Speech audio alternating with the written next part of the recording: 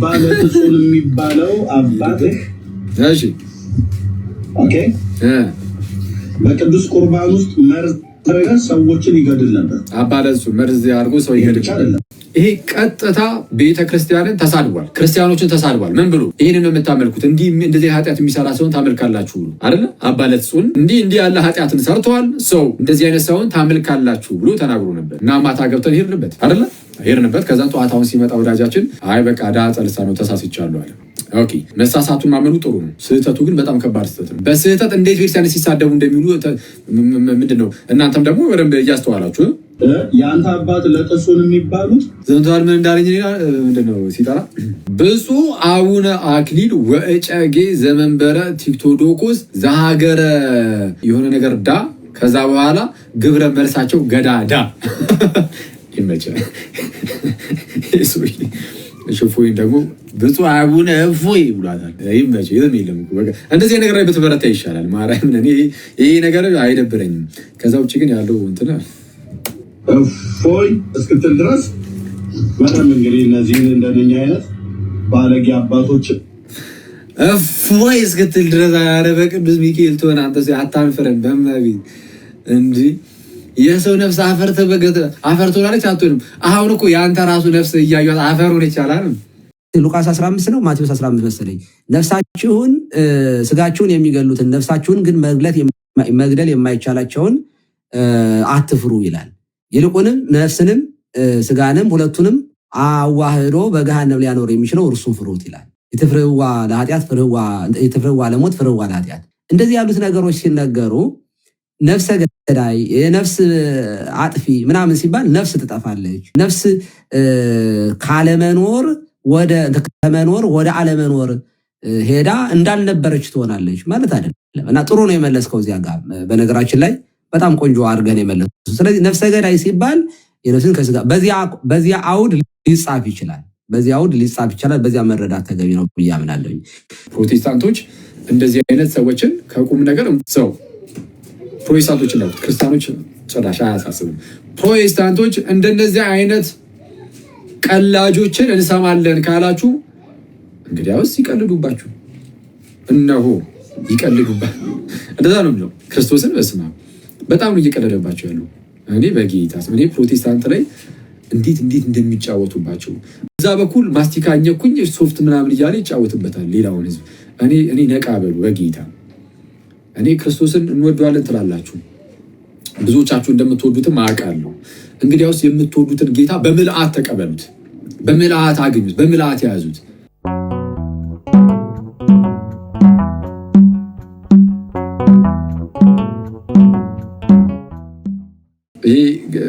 ትናንት እንዳልኳችሁ ነው። ገድላት ታምራት ምናምን ስንክሳር ምናምን እያሉ የሚያጨረብሩ ሰዎች አሉ። በቃ አለቀ። እሱ ግልጽ ነው። እና ራሱ ወዳጃችን ያመነ ይመስላል ሳይሆን ይሳምናል። ምንድነው ላስታውሳችሁ ጋይስ፣ ደግሞ የገባሁት ለምንድነው ምንም ሊያመጡ እንደማይችሉ ነገር ራሱ እንዳቆጥሯቸው ማለት ነው። እንደነዚህ አይነት ሰዎችን ከመጽሐፍ ቅዱስ አንስተው የእኛን አስተምህሮ መተቸት እስካልጀመሩ ድረስ ከቁም ነገር ራሱ እንዳታዩአቸው ለማድረግ ዛሬ ገብተን ነበር። በምን ደረጃ እንደሚወያዩ አይታችኋቸዋል። ጭራሽ እንደማያስወሩ ይልቁንም ሲመለስ ምን ብሎ እንደነበር አስም ድሃ ጸልሳን ነው ብሎናል። ተሳስቻለሁ፣ ግን ድሃ ጸልሳን ነው አይደለም። ድሃ ጸልሳን እንደዚህ አይደለም። ኤልያስ ስላለው ብለህ ኤልሳ እንደምትለው እንደዛ አይደለም። ይሄ እንደዛ አይደለም። የትርጉም ስተትም አይደለም። ለከኔ ትናንት ሳነበላችሁ እንግሊዝኛውን መጨረሻ ላይ ያስቀመጠውን ሴንቴንስ አስቀድሞ መጀመሪያ ላይ ማስቀምጦት ስለነበረ ከዛ አንፃር ለሌላኛው የተነገረ መስሉን ከዛ እዛው ጋር ግን ነው ከኮንቴክስቱ አንፃር እንዲህ ነው ብዬ ትርጉሙን እንዳስተካከልኩላችሁ ማለት ነው። እንደዛም አይደለም። ይሄ ቀጥታ ቤተክርስቲያንን ተሳድቧል፣ ክርስቲያኖችን ተሳድቧል። ምን ብሎ ይሄንን ነው የምታመልኩት? እንደዚህ ኃጢአት የሚሰራ ሰውን ታመልካላችሁ ብሎ አይደለ? አባለትሱን እንዲህ ያለ ኃጢአትን ሰርተዋል፣ ሰው እንደዚህ አይነት ሰውን ታመልካላችሁ ብሎ ተናግሮ ነበር። እና ማታ ገብተን ሄድንበት አይደለ? ሄድንበት። ከዛ ጠዋታውን ሲመጣ ወዳጃችን አይ በቃ ዳጸ ልሳን ነው ተሳስቻለሁ አለ። ኦኬ መሳሳቱን ማመኑ ጥሩ ነው። ስህተቱ ግን በጣም ከባድ ስህተት ነው። በስህተት እንዴት ቤተክርስቲያን ሲሳደቡ እንደሚሉ ምንድነው? እናንተም ደግሞ በደንብ እያስተዋላችሁ የሌለ ነገር እያነበቡ ቤተክርስቲያን ሲሳደቡ ይላል። እኔ ልንገራችሁ ጋይስ በጣም አብዛኞቹ እነሱ የሚያነሷቸውን የገድላት ተአምራት ላይ ያሉ ጥያቄዎችን እርግጠኛ ሆኜ ነው የምነግራችሁ። ልክ እንደዚህ አሁን ገብቼ ባይና በደንብ መልስ ለመስጠት ያናል ጊዜ ብሰጠው በብዙዎቹ ሁሉንም አይደለም ግን ብዙዎቹ እርግጠኛ ሆኜ ልክ እንደዚህ አይነት ውሸት የተሞሉ ነገሮች ናቸው አብዛኞቹ። ስንክሳር ስላላስቻለኝ ነበር ገብቼ ያዩት።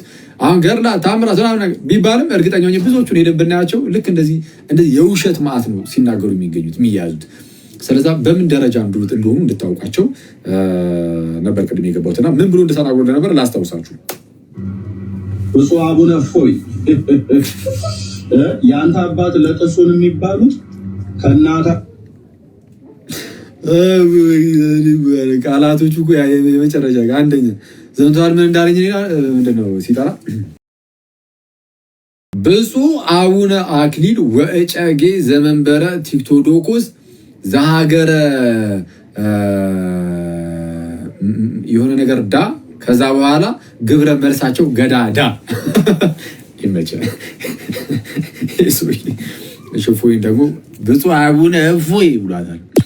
እሺ ይመች የለም እንደዚህ ነገር ላይ በተበረታ ይሻላል። ማርያምን እኔ ይሄ ነገር አይደብረኝም። ከዛ ውጭ ግን ያለው እንትና ዛራ 10 ጊዜ ሴክስ ተደራርገው እናታቸውን እፎይ ብፁዕ አቡነ እፎይ የአንተ አባት ለጥሱን የሚባሉት ከእናታቸው ጋር 10 ጊዜ ሴክስ ተደራርገው እናታቸውን ከኔም ጸንሳ ለመውለድ በደረሰች ጊዜ ይላል። ያንተ አባት አባ ለጹን ሚኒንግ የስም መቀየር ብቻ ሳይሆን አባት ያንተው አባት ነው እያለ ነው። ስለዛ የወሰደው ስሙን ብቻ አይደለም ግብሩንም ጭምር ነው። ሙሉ በሙሉ በቃ እሱ ስለሱ ነው እየተናገረ ያለው እንጂ የስም መምታታት ከሌላ ሰው ጋር ተምታቶብኝ ነው የሚያስብል ራሱ አይደለም አባት እያለው። እሺ እና ከእናቱ ጋር እንዲያርጓል እያለ ነው እየቀጠፈ እየዋሸ ነው።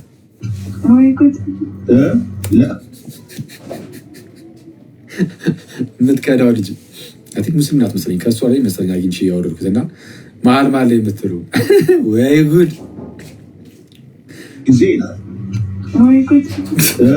ለእፎይ ያድርሱት።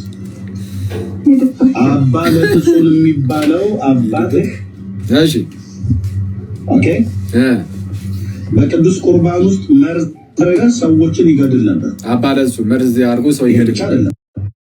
ከእናቴ ጋር 10 ጊዜ ተኝቻለሁ ከኔም ጸንሳ ለመውለድ በደረሰች ጊዜ አስረግዟት ስራ ያጠጥቼ መድኃኒት ማለት ነው ሕፃኑን በሆዷ ውስጥ ገደልኩት አለ።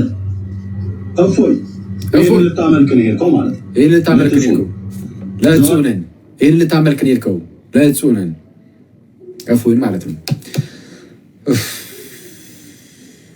ለእጹንን የሚያመልካለ እዚህ ውስጥ አባ ለጥሱንን ሲጀመር አባ ለጥሱንን በእርግጥ ብዙዎቻችሁ እሺ ላታውቃቸው ትችላላችሁ። በጣም እንደዚህ የሚታወቁ አባት አይደሉም እኛ ጋር ስንክሳራችን ላይ ቢኖሩም ማለት ነው። አባ ለጥሱንን ተውት። የምታመልኩት አንድ የሆነ ቅዱስ አባት አለ አለ። እንዴት ፕሮቴስታንቶቹን እንዴት እንደሚጫወትባቸው በቅዱስ ሚካኤል እኔ እንዴት እንደማይነቁ አላውቅም። ማለት ይነቃሉ፣ ብዙዎቹ የነቁ ናቸው። ግን አንዳንዶቹ ግን አሉ በቃ ታውረዋል። ተሳስቻለሁ እያለ ራሱ እኔ አሁን ካልነቃችሁበት እኔ መቼ እንደምትነቁ አላውቅም ጋይስ። እኔ ክርስቶስን እኔ ንቁበት። በጣም ጢባ ጢቤን እየተጫወተባችሁ ያለው ይመቸው። የምር ግን በጣም ነው እየተጫወተባችሁ። እኔ አእምሯችሁን ጢባ ጢቤን እየተጫወተበት እንደፈለገ እንዴት ይሄዳችኋል። አንድ ሰው እንዴ እናንተ አታነቡም እንዴ በቅዱስ ሚካኤል? የምን ስንፍና እንዴት አይነት ስንፍና ነው? እንደ በግማ ሊነዳችሁ አይገባም። ክርስቶስን እያጨረበራችሁ እየተጫወተባችሁ እንዲህ ሊኖር አይገቡም። እና በተቻላችሁ አቅም በደንብ አድርጋችሁ ብታስተውሉ ጥሩ ነው። ከዛ በኋላ ስሙ ዛሬ ጠይቄኝ ጥያቄ አለ። በነገራችን ላይ 3 ጥያቄዎች 2ቱን መልሻቸው ሶስተኛውን መልሻለሁ፣ ግን መልሶ አዳርቆ ነው ያስወጣን። ሁሉን መልሰን ነው የወጣነው። ግን ዛሬ እሱንም ነግራችኋለሁ። ያልሰማችሁ ልጆች ዛሬ የእሱን ጥያቄዎች እዚህ ላይ ራሱ ደግምላችኋለሁ። ምንም አያሳስብም። ከዛ በኋላ ከታሪኩ ጋር ትናንት የነገርኳችሁን አንድ ነገር ግን አስታውሳችኋለሁ። ሰኔ ስንክሳር እንግዲህ ትሞቀዋለህ ማለት ነው። እሳቱን እዚህ በደንብ አቀጣጥልልሃለሁ። እኔ አልደረስኩብህም ነበር በእውነት ስለምሰራው ስራ እስልምና ላይ እግዚአብሔር ይባርክ ብዬ ስል ነበር። ደናቁርት እያልክ ስትሳደብ ነበረ ሰምቻለሁ። ቻለው ወንድምዬ። ገና እንግዲህ ገጥመን ይላል። አፈሙዙን ካዞርክ በደንብ አርገበግብልሃለሁ። እዚህ ብብት ስር ብሽሽት ስር አድርጌ በደንብ ኧረ ብብት ስር ብሽሽት ስር አርገበግብልሃለሁ ተብሏል። ሰምተሃል ወንድም እፎይ? እሺ ማሰጣልሃለሁ መጽሐፍቶችን ማለት ነው። እፎይ የምትባል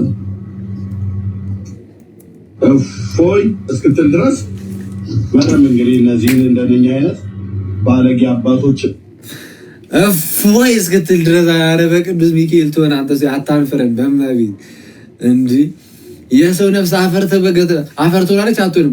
አሁን እኮ የአንተ ራሱ ነፍስ እያዩት አፈር ሆነ ይቻላል። በጌታ እኔ ትምህርትን እቀጠቅጠዋለሁ፣ ንግግር ግን መቼ አሪፍ ነው ያሳያለሁ ማለት ነው።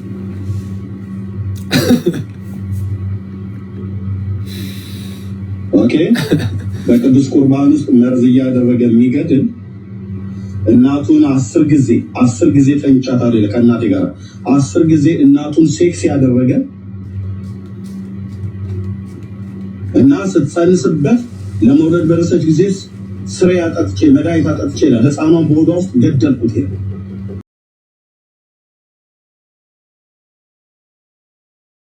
አቤት ዘወርሃ ነሐሴ ስንክሳር ሰኒ ለማለት ነው።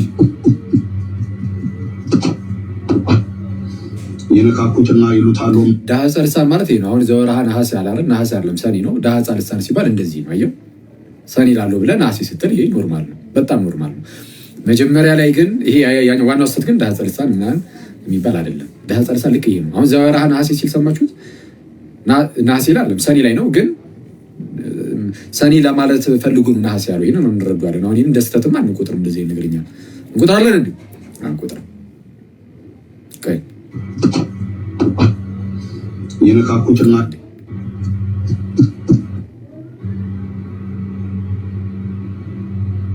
አቤት ዘወርሃ ነሐሴ አይደለም ሰኒ ነው፣ ግን ምንም ችግር የለም። የዳህፀ ልሳን ነው፣ ጤናማ ነው። ስንክሳር እሺ የነካኩትና ይሉታል ወንበዴ ይላል። ካነኩት አይነካም ጦርና ጎራዴ ይላል የሀገሬ ገበሬ። እሺ አደገኛ ነገር እንደሰራ ተሳስቶ አደገኛ ተሳስቶ እስቲ አረግጥም እችን ግጥም አንዴ ልስማት። የነካኩትና ይሉታል ወንበዴ። ኧረ እባክህ ተሳስተህም ትገጥማለህ አንተ። በጣም ጎበዝ ነው የምር።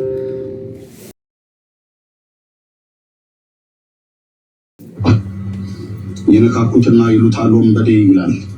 የነካኩትና ይሉታል ወንበዴ። ኦኬ ካነኩት አይነካም ጦርና ጎራዴ ይላል። ካነኩት አይነካም ጦርና ጎራዴ። እሺ ቴንክ ዩ። በቃ ግጥም ቢያንስ አሁን ይሄን አስያዝከን ጥሩ ደስ ይላል። ቴዎሎጂውን ተው፣ ቴዎሎጂውን ለክርስቲያኖች ተው።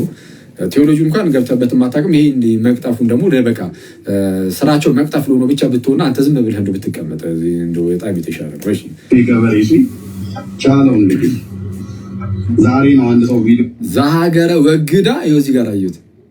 ግብረ መልሳ እንትን አክሊል አይደለም ብፁዕ አቡነ አኬ አለና አቆላመጥኩት። ቆይ አክሊል አለ ብፁዕ አቡነ አክሊለ ወእጨጌ ዘመንበረ ቲክቶሎጎስ ዘሀገረ ወግዳ ግብረ መልሳቸው ገዳዳ ያው አሬሱይ እሺ ልቆል ይሳደባል ኤርሚያስ የሚባል እያለ ማለት ነው። ያውም ስሜ ባልሆነም ነው የሚጠራኝ። እሱን ከፈለገ እህት ካለችው ያጋባው ያቀለም የሚለውን ሰውዬ እህት ካለ አጋባው። እፎይ እየሰማህ ነው። ባል ይሆናል። እኔ ግን ስሜ ኤርሚያስ ነው። የሶስት ልጆች አባት ሀናም እግዚአብሔር የተበታ ቀለሜ ብሎ ጠርቶት ነው መሰለኝ። እፎይ ቀለሜ ያልከው የኔ ስም አይደለም። እህት ካለ አጋባው አላለው። ይመቸው እኔ የተከበርኩኝ። እሺ የሆነ ጊዜ ምንድነው የሆነ ያህል ልጆች አባቴ ባል ሚስት አለችኝ። እንዴት በጨዋነት እንደምኖር ክርስቲያኔ መሪዎችና ህዝቡን ጭምር ያውቃል። በሰው ትዳር ላይ የማልገባ ማላወጣ ማላማግጥ አረማን እሺ አረ ጀለስ ስሜታዊ የሆነ ማን ጠየቁ ይሄንን ነገር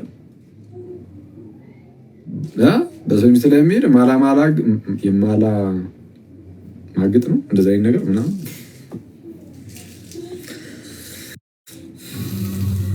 የብልግናህን ጥግ ሰምቼልሃለሁ ግን የአባለትሱን ይደርበት በየምር እመቤቴ የአባለትሱን በረከት ይደርበት በእኔ ላይ ይደርብኝ እዚህ ላይ በሚሰሙት በክርስቲያኖች ሁሉ ላይ ይደርባቸው። ምክንያቱም አባለትሱ ላይ ምንም እንከን ሊያገኝ አልቻለም። አሁን ተገልጦ ሲነበብበት አንድ ነገር አጣ ተሳስቼ ማለት። የሚገርመው ደግሞ አበምኔቱ ራሱ ማለት ነው ይህንን ኃጢአት ሰራ የተባለው አበምኔቱ የገዳሙ አበምኔት አንደኛ በኤርሲያን ውስጥ ካህን ራሱ አይደለም፣ ህጋዊ ካህን ራሱ አይደለም። እሱንም ራሱ አሳምነው ነው ይጣ ማለት ይህ ሰው የገዳሙ አበምኔት በቤተ ክርስቲያን ውስጥ ካህን ራሱ አለ፣ ክህነት ራሱ የለውም። አጭበርብሮ ካህኔ ብሎ ገብቶ ሲቀድስ የነበረ ሰው ነው እንጂ ህጋዊ ካህን ራሱ አይደለም። አይ በዛ ሰዓትና ኪለም ቢኖር በምን ያውቃሉ ምናምን ነገር ትክክል አናውቅም፣ ላናውቅ እንችላለን። በሰዓቱ ብንኖር ልክ እንዳሁን አይደለም። አሁን ላይ አሁን ለምሳሌ ካህን የሆነ ካልሆነ መለየት በቀላሉ ይቻላል። እንዴት ስላወቀ ብቻ አይቀድስም።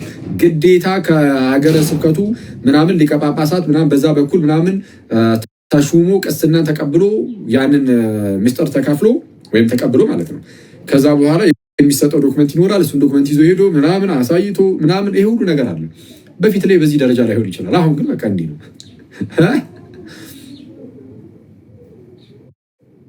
ሰው ገና ከጀምሮ ህጋዊ ክህነት እንኳን የሌለው ሰው እንደሆነ አምኗል። ወዳጃቸው አባለጹን ይህን አደረገ ያልኩት ተሳቸውን አላደረጉም አባለጹን ብሎ አምኗል። ታዲያ ምን ቀረ? ይሄ ሁሉ ነገር ሲካደ እንትን ሲባልበት አሁን ያነሳው ከዚህ ውጭ አንስቷል። አሁን እዚህ የሰማችሁት ቪዲዮ ላይ አላነሳም። ስለዚህ ምን ለማድረግ ሞከረ? እሺ ቢያንስ ከቀጣይ ያለውን ታሪክ ደግሞ እንየዋለን። ይሄ ፋላሲ ነው። ምን ይባላል? avoiding the issue actually issue ላይ አምኗል፣ ግን ኢሹን ግን ስቷል። በቃ አለቀ። እዚህ ላይ ያነሳ ነው ትችታችንን እሱ ያቀረበው ላይ ስህተት ነው ያልነው እዚህ ላይ ነው። ሙሉ በሙሉ አለቀ። ስህተት ነው። አሁን ደግሞ እሱ ወደ አነሳቸው ጥያቄ ልላችሁ ቀጠል አድርጎ አባለትጹን ለዛ ኃጢአት ለሰራው ሰውዬ ጸልዩለት ነበር እና ሲጸልይለት እግዚአብሔር ሊመራው አልቻለም። ያንን ሰው ማለት በቀላሉ ሊመራው አልቻለም።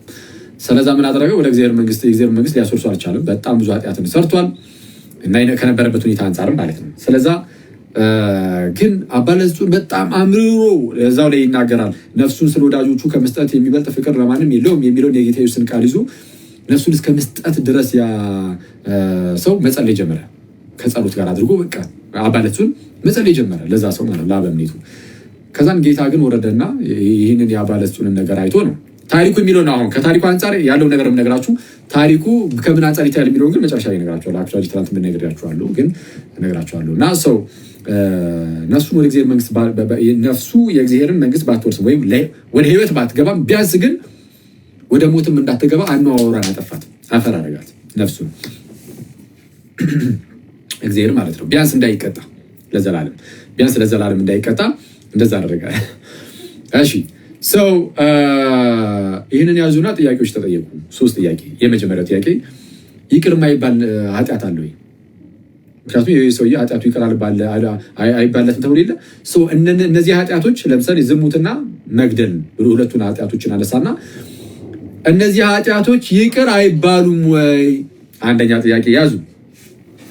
እነዚህ ኃጢአቶች ይቅር አይባሉም። የዛ ቅድም ጽፌያቸው ነበር እንዳነሳቸው። እሺ ሁለተኛ የአባለትጹን የማማለድ ስራስ የት አለ? እዚህ ጋር የለም። ይኸው ሰውየው ገነት ሳይገባ ቀረ። ሁለተኛ ጥያቄ። ሶስተኛ ጥያቄ ነፍስ አፈር ትሆናለች ወይ? ሶስቱ ጥያቄ እነዚህ ተጠየቁ። ዋና የተነሳው ርዕስ በቃ እንዳልኳችሁ አለቀ። ስህተት ነው፣ ተሳስቷል።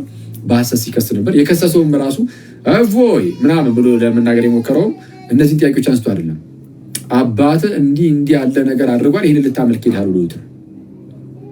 ስለዛ አባታችን በረከታቸው ይደርብንና አባለትጹን እንዲህ ያለ ነገር እሱ የከሰሰበትን ክስ በፍጹም አልፈጸሙትም። ውሸታ ማጭበርባሪ ናቸው እንደነዚህ አይነት ሰዎች። በስህተት ከሆነም ግን ትናንት እንዳልኳችሁ አንዳንድ ጊዜ ቅድም ደግሜያለሁ፣ በጣም ብዙ ስራ ስትሰሩ አእምሯችሁም እየደከመ ይሄዳል እና ምናልባት ማለት ሌላ ስራ ቢሆን ማለት ነው ምናልባት በእንደዚህ አይነት ሁኔታ ውስጥ ሆኖ ሰው አይቶት ተሳስቶ ከሆነ ምናልባት ግን እየደጋገመ ከጠቀሱ አንጻር ግን አደገኛ ስህተት ነው የተሰራው። መክሰስ ያውም ኢማጂን ባልተደረገ ነገር ቤተክርስቲያንን የኢየሱስን ቤተክርስቲያንን መክሰስ ማለት ነው በሌለ ነገር እና እነዚህ ሶስቱን ጥያቄዎች ግን በአጭሩ በመልኩ መመለስ እንችላለን። የማይሰራ ኃጢአት አለ ወይ ወይም ነው አይደለም? ቆይ አይደለም የማይሰራ ኃጢአት ነው ወይ? ያ ለምሳሌ ነፍስን መግደሉ ምንድነው? ዝሙት መፈጸሙ ያውም ከራሱ እናት ጋር ይሄ ኃጢአት ነው አይደለም? ኃጢአት ነው። ኃጢአቱ ይቅር የሚባል ነው አይደለም? ኃጢአቱ በራሱ ኃጢአቱን ካየነው ይቅር ሊባል ይችላል። እንደዚህ ኃጢአቶች መጽሐፍ ቅዱስ ላይ ማለት ነው አይደለም? አሁን ይሄ ሰው ከእናቱ ጋር እንደዚህ ያደረገ ነው የተባለው አይደል? የአባቱን ሚስት አግብቶ የሚኖር ራሱ ነበር መጽሐፍ ቅዱስ ላይ አይደል? በኮሪንቶስ መልእክቱ ላይ ቅዱስ ጳውሎስ ይሄንን ተናግሯል። የአባቱን ሚስት እንኳን ያገባል በእናንተ ዘንድ ብሎ አይደል? ሰው እንዲህ ያለውን ሰው እንትን ብሎ ታውግዙት አለ። ለምን? ነፍሱ በጌታ ቀን ትድን ዘንድ፣ ነፍሱ ምን ትል ዘንድ? ትድን ዘንድ። ያ ሰው ራሱ ሊድን ይችላል። ስለዚህ ኃጢአቱ ይቅር ሊባል ይችላል። በምን መልኩ? ልክ ሲወገዝ ያ ሰው ተመልሶ ንስሐ ገብቶ በጸጸት የሚመለስ ከሆነ የሚመጣ ከሆነ ኮመንቱን ባይዜ ማጥፋት አለብኝ እንዴ? ማለት ያው ቀለል ያለ ነገር ስለሆነ ብዬ ነው። ፍትት እያላችሁ እየጻፋችሁ ምናምን እንድትሰሙ ወይ ስላጥፋላችሁ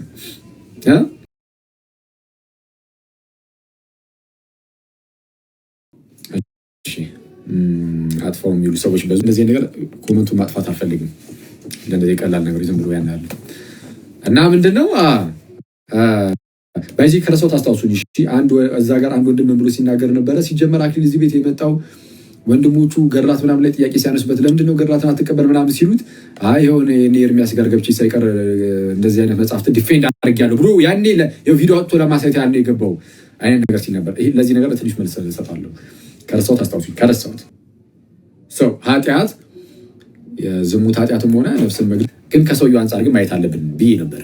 ለምን ኃጢአቱ ይቅር የሚባለው ከሰውየው አንጻር ነው። አዎ ለምሳሌ ንስሐ የማይገባ ሰው ከሆነ ኃጢአቱን ስለሰራ ብቻ ኃጢአቱ ይቅር አይባለትም። ንስሐ የሚገባ ከሆነ ደግሞ ንስሐ የሚገባ ሰው ነውና ኃጢአቱ ይቅር ይባልለታል።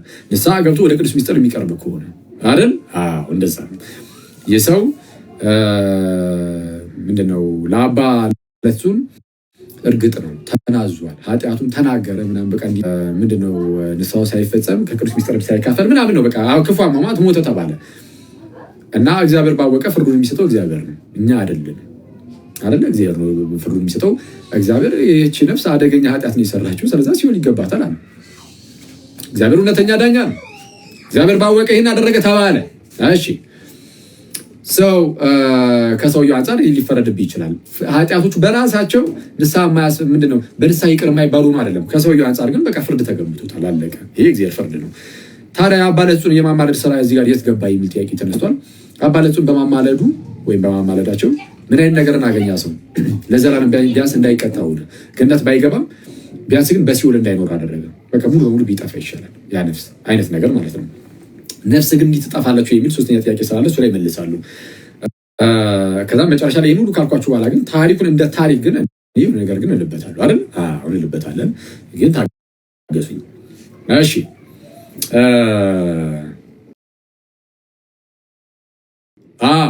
የአባ ለጹን የማማለድ ስራ እዚህ ጋር አለ እና ቅዱሳን ይማልዳሉ ሲባል በነገራችን ላይ እንደ እግዚአብሔር ፈቃድ ነው። እንደ እግዚአብሔር ፈቃድ እግዚአብሔር እኮ እዚህ ጋር ባይዞ አልፈቀደም ነበር። መጀመሪያ እኮ የእኛን በንስሐ መመለስ እያየ ምናምን በተናገሩ ነገር አይጸጸትም? መጽሐፍ ቅዱስ ላይ በጣም ብዙ ቦታ እንደዚህ አይነት ነገር የለም?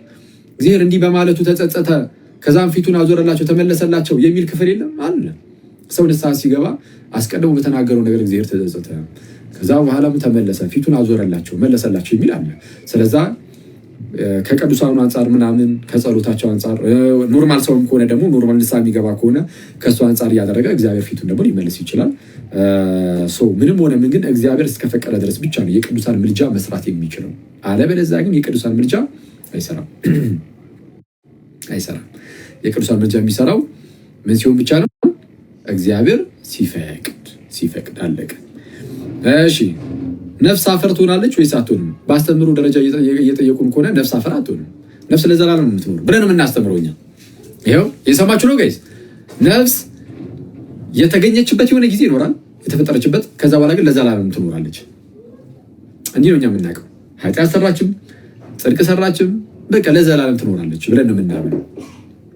እዚህ ክፍል ላይ ግን አፈር ሆነች ይላል። አዎ አፈር ሆነች ይላል። ግን አፈር ሆነች ሲባል ኤክሰፕሽናሊ እግዚአብሔር እንደዚህ አይነት ተአምር ካመጣ ግን ያምጣ።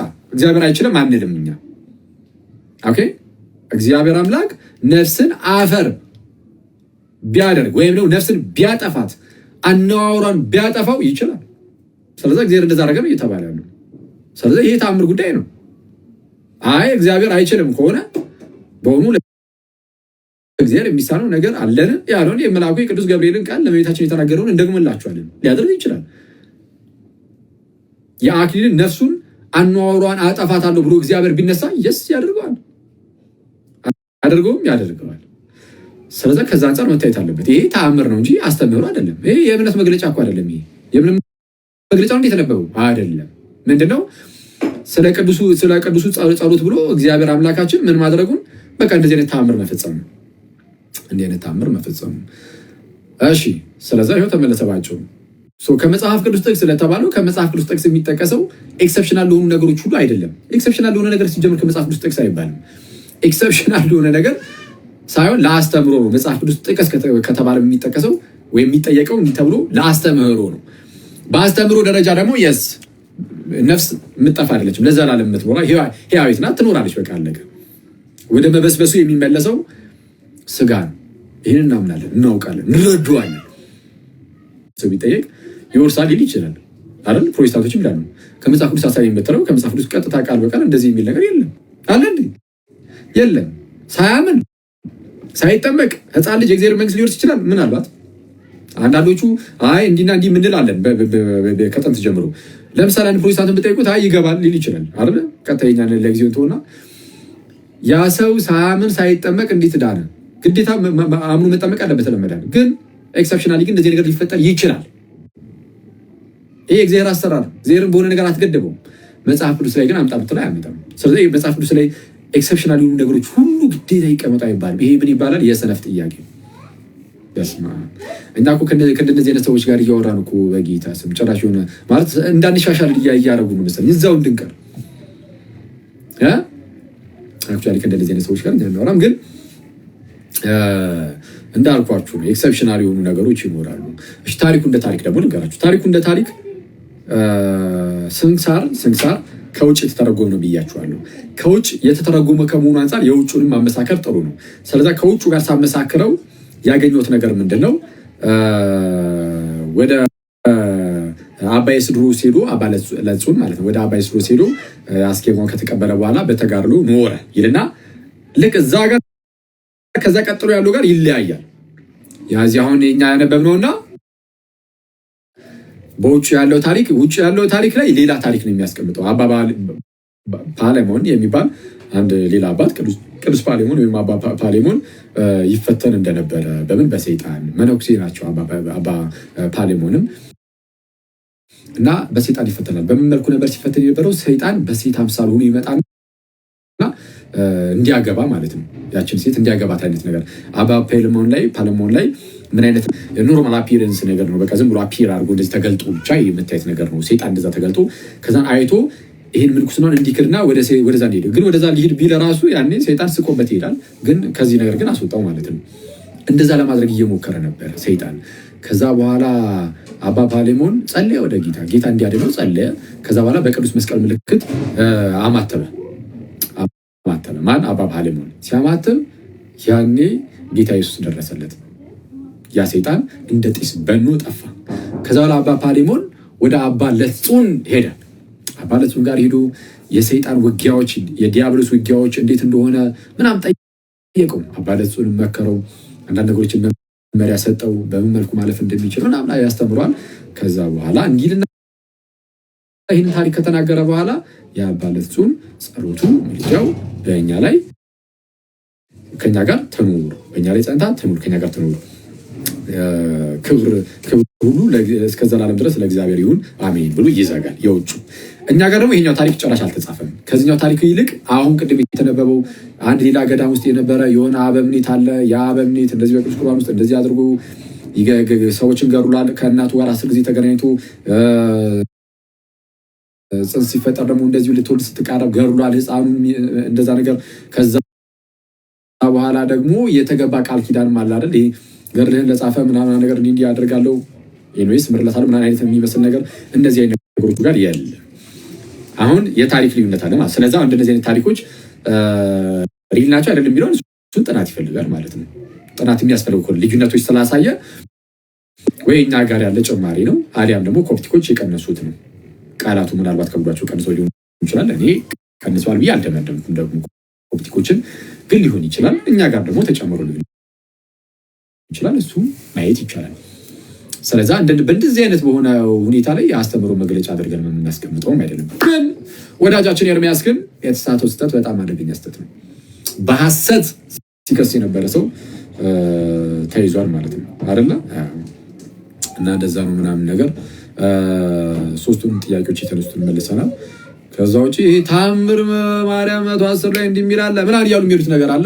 እመኑኝ ቅድም እንዳልኳችሁ ገድላት ታምራት ላይ የሚያነሷቸውን ጥያቄዎች እየሄድኩኝ ባይ ማለት ነው እርግጠኛ ሆኜ እነግራችኋለሁ። አብዛኞቹን ልክ እንደዚህ በውሸት የሚቀጥፏቸውን ነገሮች መጽሐፉ ላይ የሆነች ቃል ብቻ ይዘው ከዛ በኋላ የራሳቸውን ሀሳብ እየጨመሩበት እንደሆነ ማሳየት ይችላል። እርግጠኛ ሆኜ ዝም ብዬ ማሳስበው እንደዛ ነው እና ሆኑ እንድታዩዋቸው ነው አይደል? በቃ የዚህን አልካያችኋቸው በቂ ይመስለኛል። ከአሁን በኋላም እንግዲህ እነዚህ አይነት ሰዎችን በቁም ነገር የሚቆጠር ኦርቶዶክስ አይኖርም። ፕሮቴስታንት ካለ አያገባንም፣ መብታቸው ነው።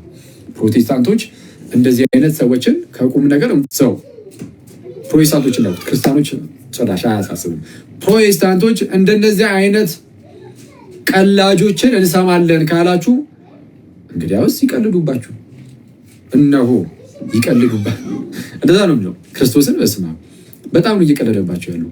እኔ በጌታ እኔ ፕሮቴስታንት ላይ እንዴት እንደሚጫወቱባቸው እዛ በኩል ማስቲካ እኘኩኝ ሶፍት ምናምን እያለ ይጫወትበታል ሌላውን ህዝብ።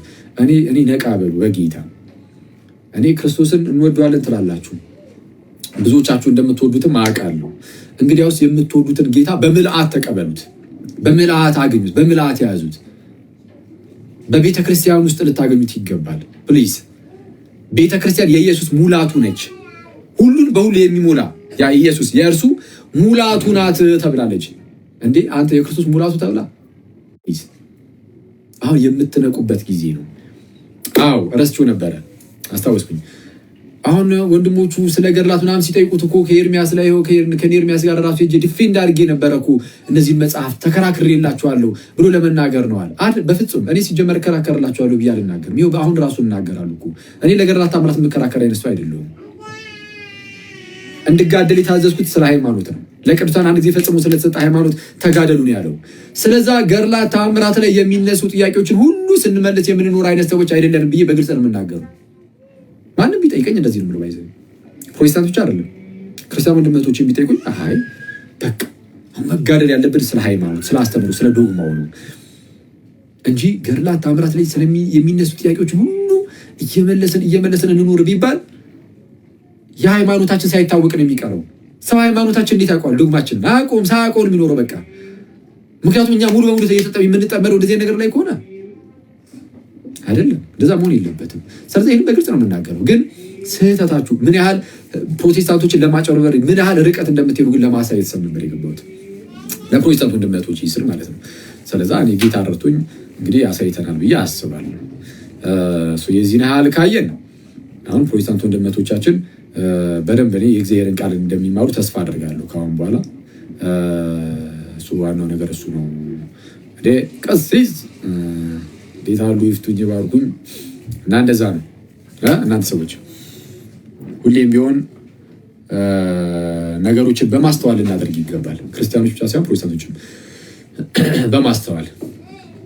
ስለዛ እኛ አሁን እንደነዚህ አይነት ነገሮች ላይ ጊዜም ስለማናጠፋ እንዳልኳቸው አሁን የባይብል ስተዲውን ስንጀምር ፕሮቴስታንቶችም ሰብሰብ ብለን አርፈን የመጽሐፍ ቅዱስ ጥናታችን እናጠናለን። እንደዛ ነው የሚሻለው። ያ ክርስቲያኖችም ብቻ አይደለም ፕሮቴስታንት ወንድሞቼም ጭምር ሰብሰብ ብለን የመጽሐፍ ቅዱስ እናጠና ይሻለናል እና ዮሐንስ ወንጌልን እናጠናለን። አሁን ጌታ ከፈቀደልኝ አሁን ሰሞኑን አስቤያለሁ። በቃ ሌላ ነገር አስቤ ነበር እስካሁን የቆየሁባችሁ ሌላ ያሰብናቸው ብዙ ነገሮች ነበሩ። በሚያሳዝኑ ሁኔታ ሊሳካሉን አልቻሉም። ዩቲዩብ ላይ ለማድረግ ማስቤ ነበረ። እሱም መሳካልን አልመሰለኝም። ምክንያቱም አንድ ጊዜ የመጽሐፍ ቅዱስ ጥናት ከሰጧችሁ እሱ ቁጭ እንዲል ቢያንስ ለወደፊትም እንዲቀመጥ ማለት ነው። እሱ ይጠቅም ነበር እንደዛ። ግን እንደዛ ማድረግ ይችላል መሰለኝ። ዩቲዩብ ላይ ምናምን ትንሽ አድካሚ ነገር አለው ዩቲዩብ። ቪዲዮ ትቀርጻላችሁ ማለት ቲክቶክ ሲሆን ዝም ብለህ ላይት ገብተህ እንደዚህ በቃ ታወራለህ፣ ተማማራለህ፣ ትወጣለህ። ለእንትን ዩቲዩብ ሲሆን ግን ቪዲዮ የምታስቀምጡ ከሆነ ራሳችሁ ቪዲዮ ትቀርጻላችሁ በካሜራ። ከዛ በኋላ ከካሜራው ላይ ወደ ኮምፒውተር ወስዳችሁ እንትኑን ቪዲዮን ኤዲት ማድረግ አለ ምናምን፣ ከዛ እሱን አፕሎድ ማድረግ አለ እና ምን አለፋችሁ ሙሉ በሙሉ ነው ጊዜያችሁን የሚወስደው። እና እስቲ ጌታ ፈቅዶ አንዳንድ ነገሮችን አመቻችቼ እንትን እላለሁ። ካሜራም የሚቀርጽም ለብቻው ኤዲት የሚያደርግ ምናምን በስራ አፕሎድ የሚያደርግ ዩቲዩብን በደንብ ማኔጅ የሚያደርግ ሰው ምናምን እንትን እላለሁ፣ አዘጋጃለሁ ጌታ ቢረዳኝ። እውነቱን ለመናገር እንደዚህ አግዙኝ ብል አላጣም። ሰው ግን ሰውን ከማስቸገር ተቸግረው ነው ብዙዎቹ ሊያደርጉ የሚችሉት አለ። በእርግጥ ላዛሩ ምናምን እንትን ያግዙኛል። አሁን ላዛሩ ከዚህ በፊት ኤዲት የሚያደርግ ልጅ ጽድት ያለ ልጅ እና ማንን ላስገባቸው ጋይስ? ቀሲስ አሉ እንዴ? ኧረ አንትሽም አለ። ሰላም ለእርሱ ይሁን። ቀሲስ እንኳን ደህና መጡ። እንዴት አሉ?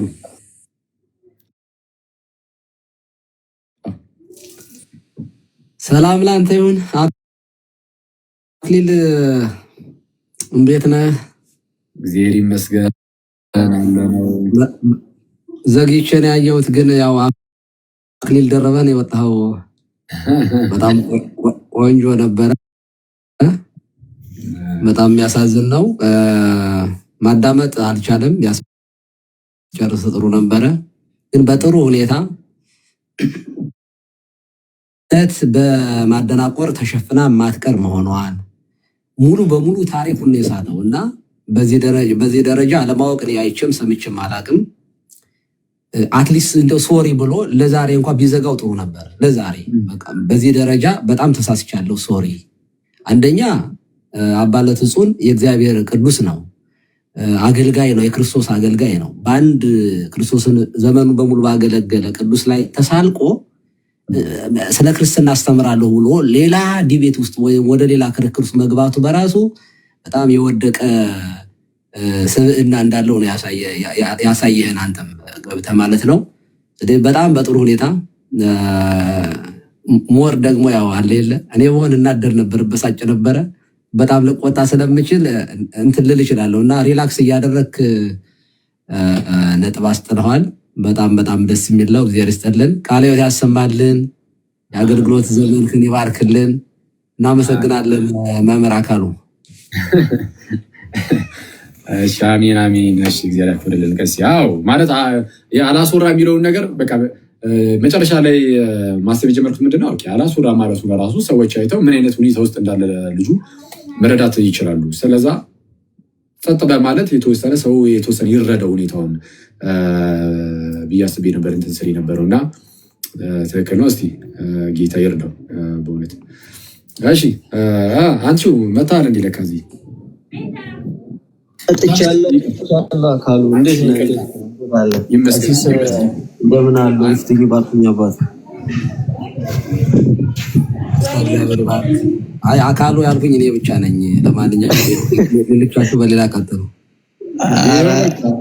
መንገድ ሰጣችሁ። አይ አኪ በጣም ደስ ይላል እውነት። ያው የእስከዛሬ ትዕቢቱን አስተንፍሰዋል በደንብ አድርገህ። ከዚህ በላይ ምን ይባላል? እያየኸው ነው የምትመልስለትን ጥያቄ እንኳን መልስ እየሰጠው እንኳን መልስህን ሳይሰማ የራሱን ሀሳብ ጭንቅላት ውስጥ ከተተውን ሀሳብ ብቻ እንዲያወራ አድርገዋል። ምንም ይቅርታም ጠይቆ በዛ ልክ ሁለት ስህተቶችን ይቅርታ አስጠይቀኸው ይሄንን ያክል መፍጨርጨር ያው አቮይዲንግ ዘ ኢሹ ፋላሲ ብለሃልና እሱን ሁሉ አቮይድ አድርጎ ያልሆነ ነገር እንዲቀባጥር አድርገዋልና ቃል ሕይወት ያሰማልን። በጣም ደስ ይላል። እግዚአብሔር ይስጥልን። እንግዲህ አሜን አሜን። አንትሹ ምንድነው መልሰንለት ራሱ እስቲ ምንድነው የመለስ ነው እስቲ አስታውሰን ሲባል እሱን እንደሰማው እንዳልሰማው በኋላ እናገራለሁ ይላል። አይሰማም ራሱ ወይ ደግሞ ሰምቶም መልሱ ይልክ ሲመለስ ቆይ ተመለሰ እንዳይባል በሚለው እንዳታወራ በቃ የራሱ ብቻ የሚያወራ ይመስሉ እና ጥሩ ነው የሚስ እንደዛ ማድረጉ ጥቅም ነው ለኛ ሰው አትሊስት ስለሚያዩ ማለት ነው። ከታች ኮሜንት ላይ ተሙ የምትባል ወንድም ናሽ በውስጥ አውራኝ እሺ በውስጥ ጻፍልኝ መልሰልሃለሁ። ተሙ የሚል ስም ያለው ወንድሜ ማለት ነው መልሰልሃለሁ በውስጥ ሰላም በለኝ እሺ። መምህር በረከት ሰላም ደርሱ ይሁን እንኳን ደህና መጡ። ልዝረለው ደርሳቸው ማኬ 1-2 ደቂቃ በኋላ አወራለሁ። ሌላ ሰው ይግለኝ። እሺ በደስታ አዘልዬ ነው ሰዎች ነው ወይ ደርሶ ይመጣው። እሺ ይሁን ነው የሚገርም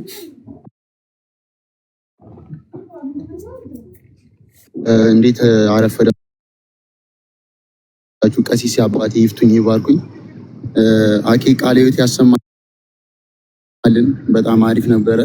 እንደ አጋጣሚ አንተ እዚህ ሆነ ስህተት አምኗል። ከስር ላሉ ፕሮቴስታንቶችም እስከዛሬ ለሚያነሳቸውም ደፍሮ ገብቶ የሚጠይቀው ስለሌለ ለዛ እንደሆነ እንደሚያወራ የተረዱ ይመስለኛል። ቃለ ሕይወት ያሰማል። አሜን አሜን። በነገራችን ላይ ቅድም እንዳልኩት የምር የተወሰነ ብናይ ማለት ነው የሚያነሳቸውን የገድላት ተአምራት ክፍል ሁሉ ገብተን ቼክ ብናደርጋቸው እርግጠኛ ሆኜ ነው የምናገረው። ቅድም ምስል ነበረ ከግማሽ በላይ የሚሆኑት አብዛኛው ያው ምንም ስህተት ሊገኝ አይችልም ስለማልል አብዛኛው የሚለውን ቃል ልጠቀምና አብዛኛው የሆነች ቃል ከሱ ከገድላት ተአምራቱ ላይ ይወስዱና ከዛ የራሳቸውን ሀሳብ እየጨመሩበት ነው። አብዛኛው ብንመለከተው እርግጠኛ ሆኜ እንደዛ ነው የሚሆኑና ስንክሳር ሲል እንግዲህ ስራ ራስቻለን ገብተንበታል። ከዛም መልሶ ደግሞ ስማችንን ደጋግሞ ሲጠራው ምንም ምንድነው ቤታችን ውስጥ ብቻ ሳይሆን የምንናገረው ነገር ከሆነ እኛ በቤት ውስጥ የምንናገረው ነገር ከሆነ አንተ ጋር መጥቼ ይኸው በዚህ ደረጃ እነግርሃለሁ ብዬ ነበር ገብተን ነገር ነውና እንደዛ ነው። እሺ ይባ ይላል ቀሲስ ይፍቱኝ ይባርኩኝ። እንደ አጋጣሚ አልሰማሁትም የዛሬውንና ያው ምን ሊፈጠር እንደሚችል ስለምናውቀው እንትን አይሆንም። ግን አሁን ላይ መጨረሻ ላይ ካልከው ሀሳብ አንፃር ብዙ ገድላቶች ላይ ነው ጊዜውን የሚያጠፋውና የሆነ ሚስጥረ ቁርባን ላይ ዳህፀ ልሳን የተገኘበት አይመስልም ሁልጊዜ ማለት ነው። ወይም በሌላ የክርስትና ትምህርት ላይ ማለት ነው ገድል ላይ ነው እኮ እሱ ሁሌ የሚያዘው። የክርስትና ትምህርት ላይ ምንም እንትን ስለማይል ስለማያቅም ስለማያወራ የሱ ችግሩ ራሱ የሚጠራበት በገድልና በድርሳን ነው። እዚህ ገድል ላይ ተሳስታል ነው የሚባለው ክርስትናን ስለማያውቀው ማለት ነው። እና መጽሐፍ ቅዱስ ከፍቶ አንብቦ እኔ እዛ ለተሰበሰቡ ሰዎች ወንጌል የሚሰብክበት ቀንና እንደው ዛሬ ወንጌል ተማርን የሚሉ ፕሮቴስታንቶችን መስማት በጣም ነው የናፈቀኝ። ሁልጊዜ ገድል ነው የሚማሩት፣ ግን ደግሞ ገድሉን ራሱ እንደው ሲያነብ በስርዓት ቢያነበው ራሱ ሲተረጉም ግን እንደ ራሱ ነው የሚተረጉሙ። ስለዚህ ቢያንስ የንባቡን ባይሳሳት የትርጉሙን ይሳሳታል ማለት ነው። እና እኔ ሙሉ ለሙሉ ገድላትን ሲጠቅስ የሚጠቅሳቸው ነገሮች እንዳሉ ሆነው በራሱ ትርጓሜም ስለሚተረጉማቸው ስህተቶች ይኖሩበታል የሚለው ምንም ጥያቄ አይኖረውም። ግን ደግሞ እኔ ወጥቶ ከገድልና ከድርሳን እንደው መጽሐፍ ቅዱስ የሚያነብበትና እንደው በመጽሐፍ ቅዱስ ሞግቱኝ ይህን ያህል ዘመን በመጽሐፍ ቅዱስ ስጠብቃችሁ ምናምን የተሰቀለውን ቋንጣ ወይ ብላው ወይ ልብላው ምናምን ቢል በመጽሐፍ ቅዱስ ርዕስ ደስ ይል ነበረ። ግን ሁልጊዜ በገድል ነው። ያሳዝናል። ያለ ቦታው ገብቶ እዛም ላይ መዋረድ ደግሞ ደስ አይልም። ወንጌላዊ ነኝ እኮ ነው የሚለው ደግሞ የሚያሳዝነው። ከዛን ችግሩ የሚያያዘው ደግሞ በሌላ ገድልና እግዚአብሔር ይድረስለት። ደግሞ እኮ ከእውቀት ከጸባይም እኮ ነው የሌለው። ደግሞ እሱ ደግሞ እጥፍ ድርብ አደረገው። ከባድ ነው። ወንጌል የማያስተምረው ወንጌል ያላለ ሙድ ይዛል እንዴ? እሺ አይ ግን አሁን ቅድም እንዳልከው እኔ ገድላቱን ራሱ በስነ ስርዓት አንብበው የምር ማለት ከራሳቸው ሐሳብ ሳይጨምሩ ዝም ብሎ ከራሳቸው ራሱ እኮ ቢያነቡት አንድ ነገር ነበር። ግን ገድሉን ራሱ አያነቡትም። የሚገነቡት እና ቀጥታ ገድል ቢሆን ራሱ ይሻል ነበር። ግን ፕሮቴስታንቶች ገድልም አይደለም የምታነቡት እየተደረገ ያለው ገድልም አይደለም እየነገሯችሁ ያሉት ፕሮቴስታንት ወንድሞቼ ከገድል ላይ ከተመዘዘች የሆነች ቃል የራሳቸውን ሀሳብ እየነገሯችሁ ነው። እስከ መቼ ነው በሰው ሀሳብ ተጠምዳችሁ የምትያዙት ነው? መች ነው ይሄስ የሚያነጻችሁ ነው? እኮ ግራ ግብት የሚለኝ በዚህ ውስጥ ስመታ ነጻ ነው እንዴ? ገድል ምናምን ብላ አጭበርብረህ በታምር ክርስቲያኖችን አትወስድም ምናምን ነገር ይሄ የቀረበት ፋሽን ነው ስንል ኦኬ ገድል የቀረበት ፋሽን ነው ይላል። በቃ ከዚህ እኮ ትረዳችኋለህ። ምን ያህል እንዴት ነው በጣም እንደው ውርድ ብሎ እየሰብሩ እንደሆነ ከዚህ ታውቃለህ። ገድል የቀረበት ፋሽን ሳይሆን ግን ገድል ላይ እንዲህ ይላል የሚለው ይሄ የፕሮቴስታንቶች ፋሽን ይሄ በቃ የቀረበት ፋሽን ነው። የእነሱን አፕሮች የቀረበት ፋሽን እያልክ ገድልን የቀረበት ፋሽን ብሎ አላክ እና እነዚህ ጨንቋቸዋል። ከታች ሙርሲ የምትሉ ልጆች አላችሁ፣ አላወኩትም። ማን ነው ሙርሲ ወንድማችን? አኬዋ ሁላችሁንም መጀመሪያ ሰላም ብያለሁ። ቀሲስ ይፍቱኝ ባርኩኝ። እንትን ነው መጠየቅ የሚፈልጋቸው ነገሮች አሉ። ወደ ክርስትና በጣም መምጣት የሚፈልግ ወደ ደቡብ አካባቢ ያለ ልጅ ነው እና ይሰማል? አኬዋ ድምፄ ይሰማል እና አሁን ለማየት ሞክሬ ነበረ እና ምናልባት ካለ ቢመጣ አሪፍ ነው። ቤቱን ከፍቶ ነበረ ምናምን ከእንትና ጋር እያወራ ነበር መሰለኝ ከሶፊ ጋር ምናምን እና ብዙ ነገሮች ማወቅ መሰለኝ እንደዛ ነገር መሰለኝ። ግን ማርያም አማላጅ ናት ምናምን ሲል ግን ሰምቼዋለሁ መሰለኝ እና አንዳንድ ነገሮችን ማወቅ ይፈልጋል መሰለኝ። እንደዚህ አንዳንድ ነገሮችን መረዳት ይፈልጋል ስለ ክርስትና መሰለኝ። እንደዛ ነገር ነው። በቃ ችግር የለውም። እሺ ካለ አስገባዋለሁ፣ ካልሆነም ደግሞ በውስጥ ያወራንና በውስጥም እናስረዳዋለን። እሺ ወይ መምሬ ይቀጥሉ። ዚስ ይፍቱኝ እንዴት ናቸው? አኬ ሁላችሁም ወንድሞች ሰላም ብያለሁ። አኬ እኔ እያዳመጥኩ ነበር ከታችና በጣም ነው የገረመኝ። በመጀመሪያ እግዚአብሔር ያበርታ። በእውነቱ በጣም ፈታኝ በሆነ ነገር ውስጥ በጣም ኢሞሽናል የሆነ ስሜታዊ የሆነ ማምታታት ባለበት እውነቱን ለማደፋፈንና ነጥብ ለማስቆጠር በሚመስል ሁኔታ ውስጥ ሆኖ የቤተ ክርስቲያንን እውነት ለማስጠበቅ መጣር የእግዚአብሔር ጸጋ የሚያስፈልገው ነው። እኔ የማምነው በሰው ጥንካሬ ብቻ የሚደረግ አይደለም እና በጣም ደስ ብሎኝ ነው ሳየው የነበረና የዛሬውን ውይይታችሁን ሳየው እኔ እንደ ሳምፕል የሚሆን ነገር ነው። ለወደፊትም በገድላት ላይ የሚነሱ ነገሮች እንዴት መታየት እንዳለባቸው ከኛ በኩል ሳምፕል የሚሆን እነሱ ደግሞ እንዴት እንደሚያበላሿቸው ሳምፕል የሚሆን ነው፣ ማሳያ ነው። በሁለቱም በኩል ማለት ነው። እንዴት ታሪክ እንደሚያዛቡ፣ እንዴት የሌለ አስተምሮ እንደሚፈጥሩ ከሆነ ታሪክ ውስጥ በጣም ሌላ የቤተ ክርስቲያን ትምህርት ጥላሸት የሚቀባ ነገር መፍጠር እንደሚችሉ የሚያሳይ ነገር ነው። አንተም ዲፌንድ ያደረክበት መንገድ በጣም መሰረታዊ የሆኑ ነገሮችን እያነሳ ነበረ። አንደኛ መሰረታዊ አስተምህሮና ተአምር ይለያያል የሚለው በቃ አንድ ፓራዳይም ነው። ገድላትን ተአምራት ሲነሱ ተአምር እኮ ግዴታ የመጽሐፍ ቅዱስ ጥቅስ አይፈለግለትም። ምክንያቱም ለተአምር ግዴታ የመጽሐፍ ቅዱስ ጥቅስ መጥቀስ ማለት እያንዳንዱ ተአምር መጽሐፍ ቅዱስ ላይ የተፈጸመ መሆን አለበት የሚል አሳምሽን አለው። አዲስ ተአምር አይፈጸምም እንደማለት ነው። አዲስ ተአምር አይደረግም የሚል አሳምሽን ስለሚኖረው ይህ ደግሞ ውሸት ስለሆነ እያንዳንዱ ተአምር መጽሐፍ ቅዱስ አንጠቅስም። ለምሳሌ ናቡከደነጾር ምንድነው ወደ ራያ ወደ አሳማ ተቀይሯል። ናቡከደነጾር እንደዚያ ባይሆን ኑሮ ያ ታሪክ ባይፈጸም ኑሮ ይህንን ገድላት ላይ ቢያገኙት እኮ ይጠራጠሩት ነበረ። ባይፈጸም ኑሮ ደግሞ እግዚአብሔር አይችልም ሊሉ ነው፣ ሰው እንደዚህ ሊሆን አይችልም የሚል አመክንዮ ያነሱ ነበር ማለት ነው። ተአምር በቃ ከተፈጸመ በኋላ ነው ኤክስፕሌን ምንድነው እግዚአብሔር ይችላል ነው የምትለው እንጂ ተአምርን በመጽሐፍ ቅዱስ ጥቅስ አትሰፍርም። እና አንድ ትልቅ ፓራዳይም ሆኖ ነው ያገኘሁት እኔ ለወደፊትም እንደዚህ በገድላት በተአምራት ላይ ለሚነሱ ጥያቄዎች ተአምራዊ የሆነ ነገር እግዚአብሔርን